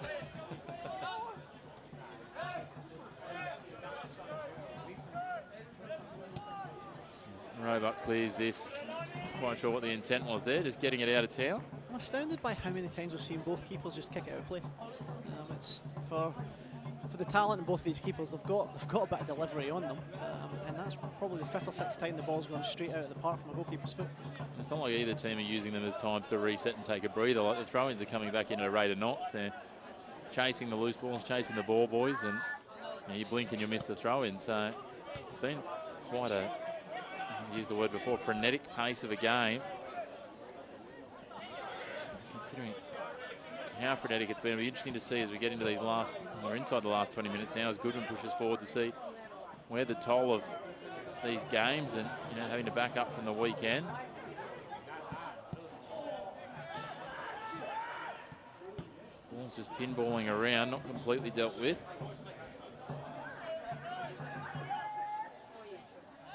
Another chance here into the box and headed away. Cleared long. Beveridge just says, let's get this out of our half and just take a breath. Well, the question now is, Chris, as well, around using your substitutes. Do you try and go for broke in the last 20 minutes and win it, but knowing you've got potential extra time and penalties coming up later on? Oh, that's exactly right. It starts to become a question as this is fired in. That's a good save from Roebuck. Reactions. Quick back to his left. There's only a small window they were shooting at Edgeworth. Yeah, small window there. And look, as I say, it's a good, strong save from Roebuck. It's a save he should make. He shouldn't be getting beat his near post at that type of angle. But you just seen the pace of getting in behind Hurley there, and just the snapshot. Decent bit of power on that shot too. So Roebuck had to be quick. Opportunity here for Nankuru from the corner. The delivery hasn't been his best so far tonight. Can he find one here? McKechnie presents for the short corner. He floats it into the box. Roebuck comes out, punches it. Loses his footing. Can they control it? Smith's back there. Drives it in and Roebuck takes it. There's a man prone behind him and the referee will pull things up and we'll have a look. And in the meantime, Weston will be looking for another change. The other thing that'll be interesting too is how these sides recover because of the short turnaround. And obviously they were two very different games. Weston away from home against Pottsville, putting 8 away.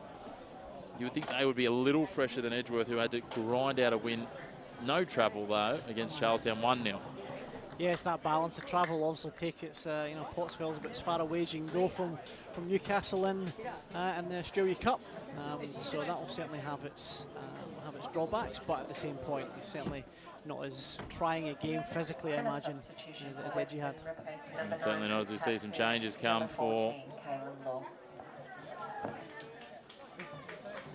just the one change coming for Weston, and it'll be Caelan Law coming on for Chris Hatfield. Slightly different style of play to play up front. Again, that's interesting if you've got extra time coming up as well. Just, you know how dangerous Hadfield actually is in and around the box. Interesting to see now that maybe a change of shape as well.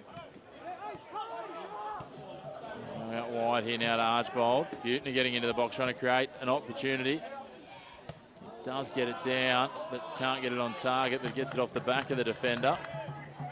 And that looked dangerous, that combination of Archbold and Butner. They'll both run all day. Yeah, I think it's rather than have that real focus point just on Hadfield. They've certainly got the kind of three-pronged attack at the moment, and they're quite happy to go quite quickly left to right. And it seemed from there they went from right to left, back over to right real quickly. Almost paid off. Here we go, Hurley with the corner. You know what he's best, he can be absolutely pinpoint accurate with his delivery. Curls this into the back post. Conway just swats it away rather than trying to catch it with the Dewey ball, and Caelan Law gets his first touch of the football. Takes it to the outside against Shoemaker, gets a deflection, it'll be another corner. Weston will be happy to play it down that end as we head up towards the 75-minute mark. Damien Zane will be happy with this, try and keep it down there. It's almost that perception of pressure as well. If you're dealing with corner after corner, it can really take its toll, and a win, even just getting it out seems like a win rather than getting some genuine possession.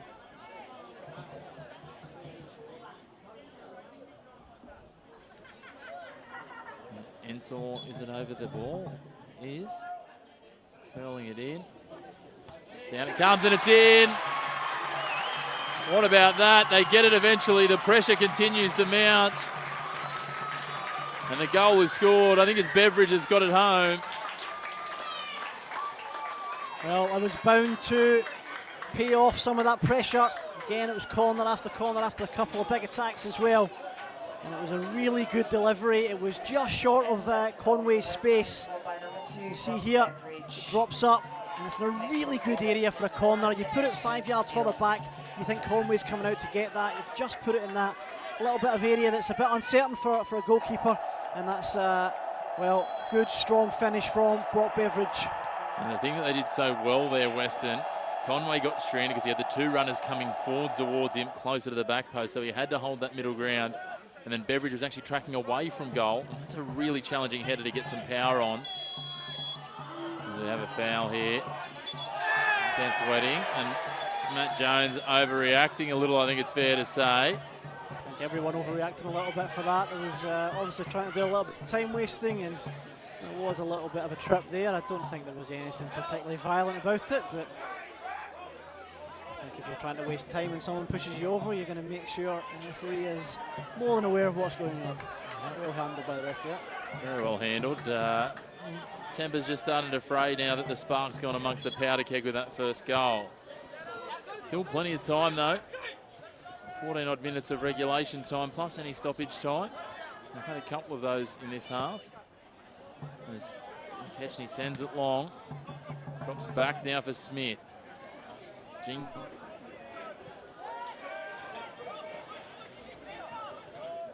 be interesting now to see as it comes through. It'll be interesting to see the natural instinct, as much as I'm sure Damien Zane won't want it, will be that natural instinct to drop now that you're 1-0 up and play that game kind of 10-15 yards further back to protect that lead, and that can end up just inviting that pressure from Edgeworth. Certainly can. I tell you what is a mouth-watering proposition though, is if this score remains the same, the big rivalry that is El Clasico will be our State Cup final. If that just doesn't add even more to that rivalry. And again, we've still got quite a long way to go here as they push forward with Caelan Law. Ball comes back now, Archbold accelerating through, trying to bounce off the defender, and probably in a slightly different weight class there, and he comes off second best in terms of the power game. Yeah, strong defence there. Clifford, just get your body in the way. But again, the ball goes out and it goes straight back to a black and white shirt. Weston are not going to rest on their laurels here. McCormick bouncing around there. King cops a bump from Jackson, and The referee finally decides when the two 19s come together that he's had enough, and he'll go to his pocket, and Tyson Jackson, the Edgeworth Eagles captain, goes into the book with 12 remaining. Yeah, I think no complaints there from Jackson. There's not too many complaints from most there. It was a late challenge, and definitely a free kick. You'll see the replay here. Ball goes out. Tries to find a little bit of space. And Jackson said, I'm either getting the ball or I'm taking a little bit of the man. And he certainly didn't get anywhere near the ball. I think it was one of those ones where he thought, I've made the effort of running 15 to 20 metres. I'm not getting the ball, so I'm going to take something with me. And there's a little bit of cheese. That's what he gets for his time. So that's okay. And as you saw, he just trotted straight off. He knew exactly what was coming. A little cynical, but nothing too heinous. And we get back amongst it. And Weston, again, won't be disappointed with any of these added delays because they're happy to manage the clock. They'll push for a second to try and give themselves some breathing room here. They need to be aware if Edgeworth catch them on the bounce, they're very capable of scoring from a number of different spots here, despite the fact they haven't yet in this game. That's a nice touch from Goodman, cutting back inside against Iwasaki. Got a man out to his right if he can use him, and that's where he goes. And racing back there is Archbold, and it was a very rushed shot. I'm just not sure that with Archbold running through at a rate of knots, just trying to pull it up back inside him, and you may have either got a corner or just beaten the man as we look at the replay. Yeah, looks really strong work in the middle there from Goodman. There seems to be in a lot of space here. Really good tracking back, but that's got to be incredibly frustrating for the rest of the Edgeworth team to take that kind of rash shot at it when, like you say, could have cut back, probably taken the defender out and had a lot more time. Goodman would have been waiting at the penalty spot for a shot, but we go again. There's still 10 minutes plus injury time left. And certainly, just like you heard Archibald coming in, the rate that Archibald was closing that space, I'm not surprised as Roebuck unsurprisingly goes long. Jones gets a header on McKechnie, clubs it long, and Roebuck will come out of his box and drive it towards Butner. He gets the knee on it, probably won't keep it in. Really awkward spot for Roebuck there as well. I think he thought it was going to come a lot closer to his box to collect there, but almost caught himself out. Tonkin trying to work it around here. Butner forces the turnover. Now McCormick, who looked dangerous a number of times today. Now look at the pace on him. Tonkin deceptively quick though, tracks him down. That pace with ball at feet was incredible there from McCormick. Certainly was. We saw the pirouette before, now we've seen the acceleration. Maoris brings it down with an awkward header, and that was nearly into the next postcode. Young Caelan Law got a rush of blood. It's a couple of rash shots there. It's been a high-intensity game. There's been a lot of back and forth. It's been pretty high intensity. I think Caelan Law's got that excuse. He's only come on as a sub. But you see the pace there from McCormick coming through. Just again, didn't really have too much in front of him to go for, so he ended up having to turn back on himself. A lot of him is there, but he's got some pace. He's got some guile as well. As Hurley just comes in and blocks the intended pass over the sideline, and we tick down. Just over 8.5 minutes remaining of regulation time, and then we'll be at the referee's discretion here at Hunter City Motor Group Stadium. Jones beats one, floats it up out wide for Tonkin. Butner got aerial, speaking of some of the pirouettes and ballerina moves, but we come back for the offside against Tonkin. And now Edgeworth are going to make a double change. It'll be Kai Hurd and Hudson Wells to come on. And Tonkin, who came on at half-time, will come off, as will Reece McManus. So just a 31-minute cameo for Sawyer Tonkin, which was interesting. I don't think it's any reflection on him. I think obviously it's just a tactical change now that they're chasing the game. It's a bit of a go-for-broke mentality now for Peter McGuinness. There's 7 or 8 minutes to go, and I think you're just going for everything you can to get forward. Yeah, some young blood, some fresh legs. Keeping those key experienced pieces like Goodman and Niankuru out there, I think, will be the combination of essentially where he was forced to make those calls. That'll be, by my maths, 4 changes now in 2 rotations for Edgeworth. So they still do have one up their sleeve, if my maths is right. Because the half-time one, as we touched on earlier, won't count as a rotation. Still taking me a little while to get adjusted to those numbers and the changes. But that's okay, we're getting there. It's only been 6 years since COVID. Just wait to get to extra time and there's more subs. And the people on the bench. As long as they don't have to call on you and I, everyone will be okay. No one needs to see that.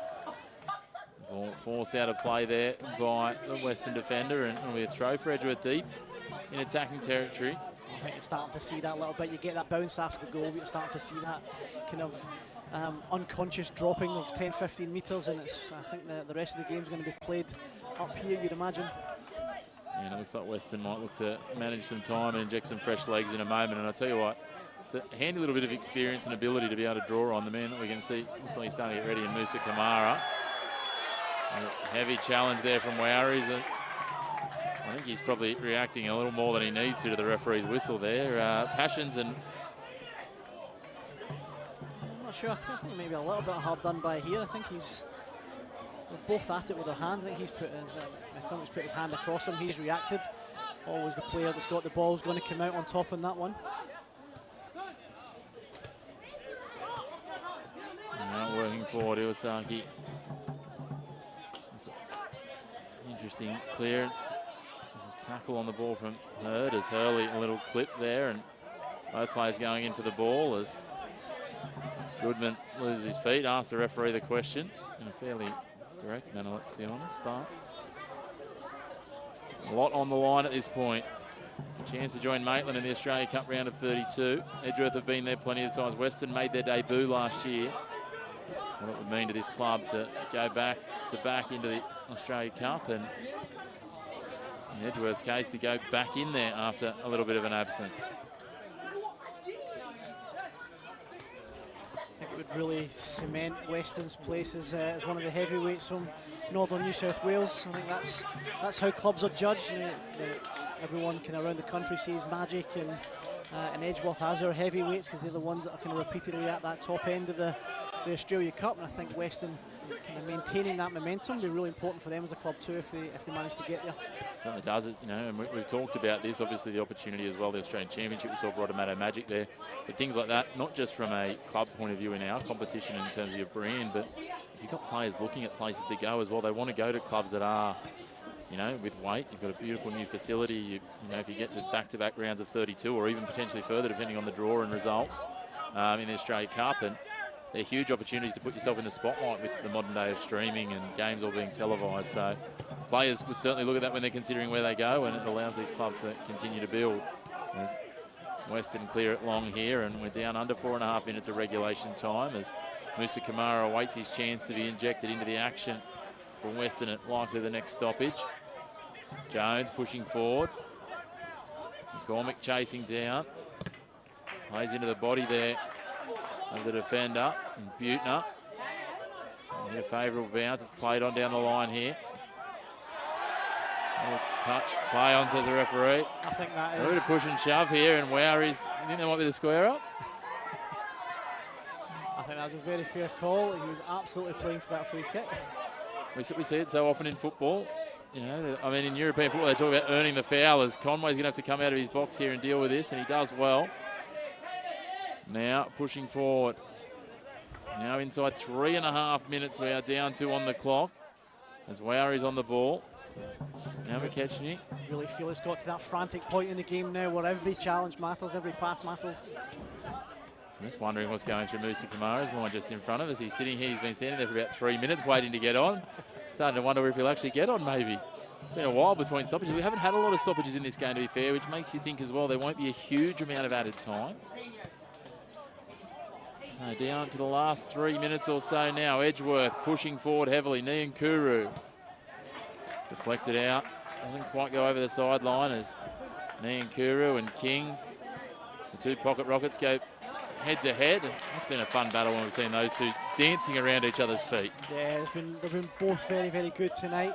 I can't say one's been better or worse than the other, but they both put up a really good fight. I think it was a really strong catch from Roebuck there as well. That's what you want in those moments, just to take the real sting out of that attack, but it's just coming back and back again now. Certainly is Edgeworth all of a sudden finding their pep, and they're going to need to find something as now McCormick pushing forward. There's that pace again, just tearing away down the side. Matt Jones trying to keep pace. McCormick's going to wait there for as long as he can. Happy to turn up manage the clock, and Butner slipping in behind, and offside. Max, is it Max King? No. Max Weddick, sorry. Not Nelson King. Just going to say Nelson King. I mean, obviously Aaron Niankuru has been established in the competition for a few years as that electric, dynamic, agile midfielder. It almost feels like Nelson King's the next generation of that. I don't want to be aging out Aaron, because he is only still in his late 20s. So we've still got plenty more years of him, but very similar in the way they go about it. Yeah, happily watch them both for the next 5 years, mate. They're both really entertaining, really high-energy players, and I think every team needs a really good high-energy player in these type of games as well. As Max Wedding comes off, and he's been busy down at the front line for Weston tonight. A young man from the Jets Youth Academy as he's played through. Ensor just shepherds it away to his keeper, and time continues to tick down. I would suggest Gerard Roebuck will be not in too much of a hurry here. He'll happily roll it out and now drive it long as far down the pitch as he can. Wowries will bring it down, and there's that man we were talking about, and King, and now he's slipping and sliding. The ice skates are on for all involved. I'm watching Bambi on ice at points tonight, isn't it? We've seen plenty of slips. Not going into the challenge, and Weston get the throw. 45 seconds of regulation time remaining. Weston within touching distance of back-to-back entries into the round of 32. What sort of last salvo can the Eagles come up with here? Will it be the Bears roaring loudest, or could the Eagles soar back into contention here in the last minute of time? Everyone waiting to see what Cal Stammer puts up as the fourth official here in terms of minutes left. McCormick does well, just plays it in off the legs. Maybe in absolutely no hurry, Luke McCormick, to come over and take the throw. No, he decides he won't. He'll give it on to Matt Butner. Butner looking at the options as we get to the expiration of regulation time at 4 minutes of added time. That's a little more than I expected, Chris. I thought we might have been a 2, maybe a 3, but 4. Nonetheless, that's where we are as Conway comes out to that one, and there's another player, Joey Smith, going down. I might roll out a line of long-studded boots as a marketing ploy here. I'll have a chat to a few people, maybe Pete Haynes at Northern New South Wales, that might partner on that. Just for nights at Weston. Why do we get that many night games at this time of year, do we? Maybe it's not a good business idea. Back to the football. Weston pushing forward. Interesting to see that the clock has been left running here at Weston on the scoreboard. It's not what you often see. Flag stayed down. Opportunity here. Beveridge over the crossbar. That would have sealed it. Damien Zane cannot believe it. Well, he'll really hope that doesn't come back to bite him. Open net for Brock Beveridge, and seasoned campaigner. It's the rush of blood, and it wasn't far away, but deflection down. Just got underneath it. It's the one thing I will say about this pitch. It's really seemed to surprise a number of players with how well it's bounced. Yeah, it's bounced quite high and quite true. Here goes McCormick away again. He's like a hare tearing down that sideline. He draws 2 defenders, pops it inside. Butner, speaking of people with pace, he doesn't quite have enough to get there though. Jones gets it back. Oh, miscued. That was interesting, shall we say, from Ben Conway. Not quite what he wanted, but turned out fortuitously, and now they push forward here. Minute and a half into this stoppage time, and pushing back Ensor just calmly takes the time, pulls it back up, and they come forward now to Beveridge, and he'll push it wide to Archbold. On now for young Caelan Law, who's got plenty of space in front of him, and might need to just manage things here. Cuts in, gets away from one, gets the ball deflected back to him from a second in Jackson. He's just going to work that ball in the corner. Now he threads it towards the 18-yard box. Jones is there and plays it out. Done well to tick off another 30 or so seconds off the clock. Iwasaki steps in to break up that play. Niankuru coming forward. Dropped the shoulder there, but again, different weight classes. Iwasaki didn't even notice. Jackson does well there to just rip that off the toe of the boot of Beveridge. The ball a little too heavy though going forward, and Roebuck will take his time here in picking up the ball and just manage the clock down. 2.5 minutes gone of 4 minutes of allocated stoppage time. Just those balls going forward just haven't been hitting targets. They are trying to get up there early, but they're just not hitting targets, and it's bouncing its way through to either Ensor or Roebuck. There's another one, Caelan Law going down. Just been keeping a tally here, isn't it? Jones, nice little move there to turn Beveridge back inside and out. Now he'll play it forward. Kamara, just like a glove on Goodman. I'll tell you what, McCormick's been impressive, hasn't he? Law now for Kamara, the substitute. Can he get the touch? Conway out off his line. Ball spills wide. He wants the penalty. Kamara, he throws his hands up. The referee says no. Conway got the ball. Conway holding his arm. That'll be something to watch not only for tonight, but also for Edgeworth later in the season. Hopefully nothing too serious because he's such a key cog in their campaign for the 2026 Premiership and possibly Championship as they want to see themselves right in that race. You can see here again Kamara making a really good run. You can see he's got the fresh legs. That first touch just too much. Conway very quickly off his line there. No penalty at all. Really strong goalkeeping from Conway. And I think he wants to not waste any time by staying down. So he's straight back up. You feel like this is it. Certainly is. A foul given. Goodman moves it on quickly looking for Smith. Wow, you've got to think about that as a bad option there. You've got about 10 seconds left. Yeah, not a lot of time as Law plays it forward, but now very much at the referee's discretion. Edgeworth, is this the last Hail Mary play here from Goodman? Little touch there from Beveridge. Goodman wants a foul, not being had by the referee. The ball kicked out of play. Conway calls for another ball. None appear. Unsurprisingly, the home ball boys have gone missing. Eventually one comes down from the bench. And that is full time here at Weston. And it is the Brock Beveridge goal that is the difference between Weston and Edgeworth. And for 2 years in succession, the Weston Bears are through to the Australia Cup round of 32 and the Northern New South Wales State Cup final. And we will have El Clasico in the State Cup final, Liam. Oh, what a night it is for Weston. That's again 2 years in the trot now on the national stage, and they'll want to go one better than they did last year. Fantastic night for everyone here at Edgeworth. Again, a fantastic State Cup final set up now. Maitland versus Weston in the State Cup final. We are ready for a couple of big matches in the Hahn Australia Cup and a big cup final as well. It's going to be huge. More silverware on the line for Weston. They fell short in the State Cup final last year. What can they do in 2026? We can't wait to see. But again, congratulations to Weston. They joined Maitland in the Australia Cup round of 32. A 1-0 win here thanks to the boot of Brock Beveridge over the Edgeworth Eagles.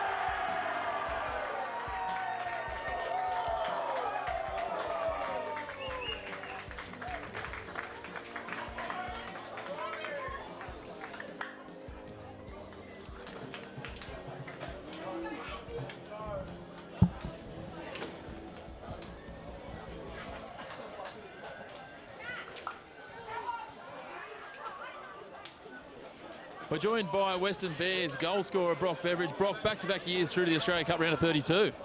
Not a better feeling than that, especially getting a late goal as well. Literally the best feeling. 2 years in a row up against Edgeworth here, 2 years in front of your home crowd going through. It's starting to really establish your club as a heavyweight of Northern New South Wales.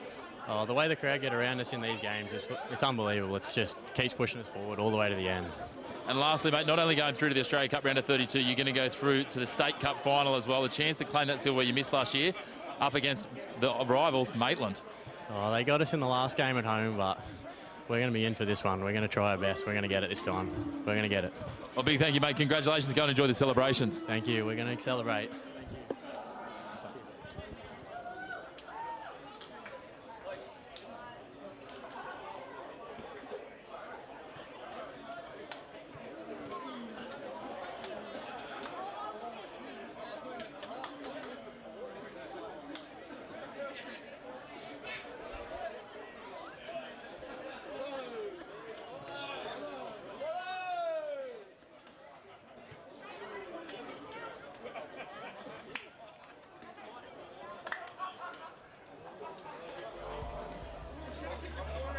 Well, what a win it was for Weston, and there he is, the goal scorer, Brock Beveridge, getting it done for Weston.